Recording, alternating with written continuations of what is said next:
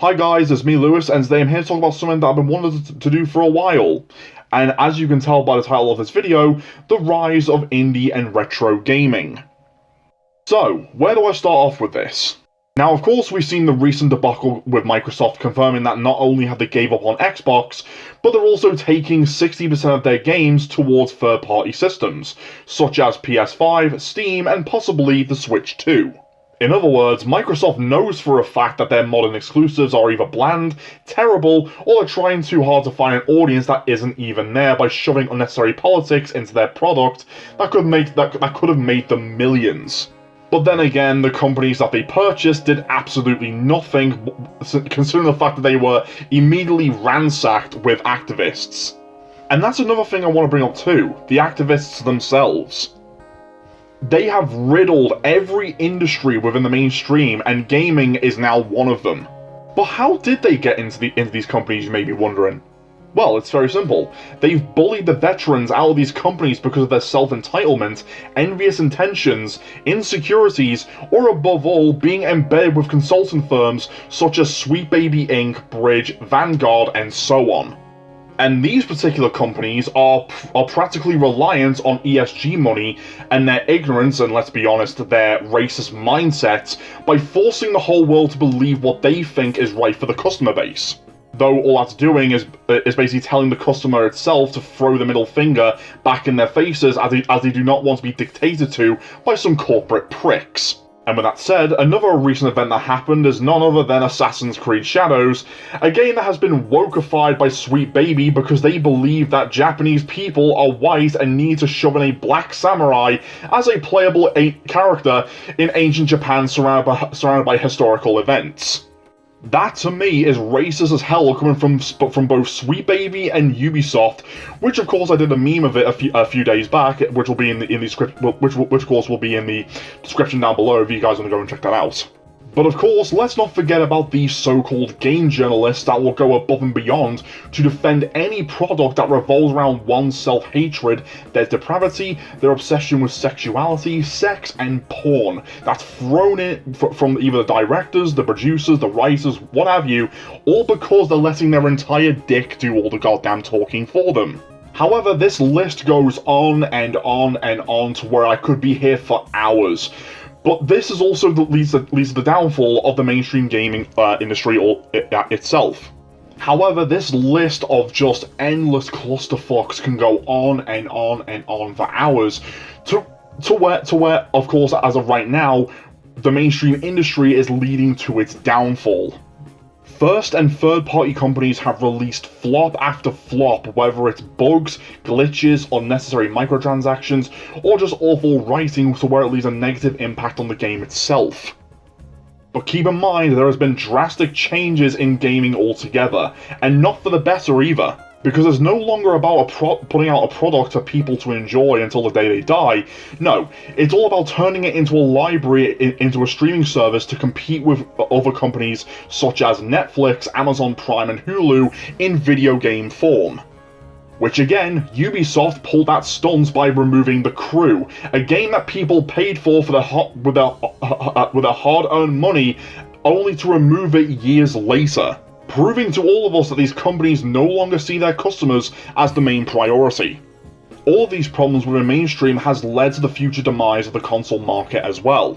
Which, like I said with Microsoft, they're going third party because their recent IPs have cost them millions in losses. But here's the thing, they had every opportunity to bring back classic titles such as MechAssault, Zudeki, Whacked, Blinks the Time Sweeper, Fusion Frenzy, Lost Odyssey, Banjo-Kazooie, Conker. Games that still have a fan base to this very day that they wanted them to come back as either sequels, reboots, or remakes. And guess what? They couldn't do it. And get this, Sony isn't out of the woods either on this as well, because even they could have brought back their beloved titles such as Twisted Metal, Kinetica, Jumping Flash, the Killzone trilogy, the Jet Moto trilogy, the Motorstorm series, the Getaway series. Again, they couldn't do it. Showing themselves to the entire world that they've lost all confidence in what they do. Making games for fun, to make sure that the customer is satisfied. And all of this is going to lead towards the second video game crash. Of course, not anywhere near as the same as what Atari went through, for example, but something much, much worse. We are going to see so many companies fold because of their ignorance and incompetence from the first and third-party developers alike. The only two mainstream companies that have a higher chance of surviving this is Nintendo and Steam, as they seem to be like the only ones that understand what business really is. Of course there'll still be an industry, it's just the mainstream side of it is going to implode in on itself. Now granted, will this cause console developers like Microsoft and Sony to go permanently bankrupt? No, but their gaming division may have to be cut from the fat of their companies in order to save, obviously, a shit ton of cash. And that is where the independent and retro side of the industry comes into play. Because these two alternatives are going to skyrocket very soon, because the independent developers seem to have common sense of knowing that pissing off the customer base as they're invested in their product is bad for business. And what better way to give them what they want and on both sides of the spectrum to where, you know, everyone's happy of what they've got. And retro gaming itself is now becoming a big deal with this whole situation that's going on. Because people like me are going straight back to the days when video games were simple, yet fun. In fact, former developer veterans used to work for these companies, such as Activision Blizzard, Bethesda, Konami, Ubisoft, and so on, have not only started their own little indie studios, but they began developing their own little homebrew games for older systems that they used to work on. Examples being the NES, the SNES, the Sega Mega Drive/Genesis, and of course, let's not forget, the Commodore 64. As for homebrew cartridges, you can actually purchase those online, as well as actually download the old engines that used to be compatible with these older systems that you can actually use for modern PCs, which to me is absolutely fantastic. But my way of retro gaming is going to be slightly different. As you see, I'm taking the whole modded console emulator approach with this, which I'm planning on getting myself one of these devices, or possibly more, on a website known as AliExpress. Now, some of you are probably laughing to yourselves, thinking, ha ha ha, hang on Lewis, isn't AliExpress a website where people sell bootleg products? True, but when it comes to the gaming side of things, it's actually significantly improved over the last several years. Such as the GameCube handheld, the Pandora's Box arcade machines, the Dreamcast handhelds, as well as the console versions of that. These systems in particular may be expensive, but that's only because you're having hundreds, if not thousands of games already built into the systems within these products. And that's a good thing, because you're getting your money's worth out of it. You're reliving the days without any issues with the emulator software that would intend to do something like that. But of course, the hardware side of it has once again significantly improved over the last several years. But how will this affect mainstream video games, you may be wondering? Well, I have a whole graph to show you how this is all going to play out once the second video game crash starts rolling in, so you can get a better understanding on how this will go down. Let's begin. Where does AliExpress originate from? That is right, China. And what's the one thing that 90% of other countries have, but China does not, besides, of course, being the obvious, freedom of speech? That is right, a copyright bill. Something that their government refuses to have.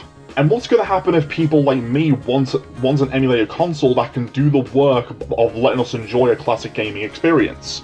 Another simple fact, the Chinese market will start taking advantage of this, and of course that alternative will keep pumping out more and more and more, with the possibility of better hardware in the near future. Not to mention that this will cause the actual console developers, like Nintendo for example, to physically and mentally shift themselves to where they won't be able to stop it. Because since Nintendo themselves are very strict on their copyright, China can easily get away with it without suffering any consequences. Hence why bootlegs are a thing over there. Now of course some would argue that Nintendo will fight tooth and nail to take down these emulation websites and piracy based on their games. That may be true, but China has blocked them from doing that within their region, meaning they can carry the emulator software over from that said corporation that try to take it down, that's still usable in a non-copyrighted law country. whether it's for simple enjoyment or just using it as a way, as a business, to basically sell more modded console hardware. And this particular money-making machine will not stop, considering the fact that console developers in the West is, well, practically giving their actual customer base the massive middle finger, as I mentioned earlier, let alone disrespecting them in the most psychotic and asinine ways possible. Mainly because of the fact that is that their lives are never satisfied with anyone or anything. And that, to me, is just sad, because these were companies that we used to admire and used to dream of actually working for. Thanks to their beloved games that we used to love and cherish from the past and played and that we used to play at their peak during when the industry was at an all-time high. But since they've been overtaken by bullies, activists, greedy corporate heads, and degenerate individuals who are trying their damnedest to normalize their depravity onto society, it's no wonder the gaming community is standing up and saying no to this. But unfortunately, this is what we have to do. Support indie developers, homebrew developers, support emulation, piracy. All these things should be done as not only as a way to relive the classic moments of escapism, but as a way to form an active protest towards these mainstream companies. That way, they'll understand what it's like to mess with the ones who provide them the actual money to keep them afloat. And for us gamers, we can just take our wallet elsewhere towards the alternative. It's that simple. Capitalism always wins. Okay guys, so don't forget to rate, comment, and subscribe, and tell me what are your thoughts on this whole situation with the mainstream industry of video games. Do you think Microsoft and Sony might actually make it through this? Do you think they're going to suffer? Do you think Steam and Nintendo are going to survive through this? Are you planning on supporting indie developers, retro developers, and so on and so forth? Do let me know in the comments. Okay guys, peace out.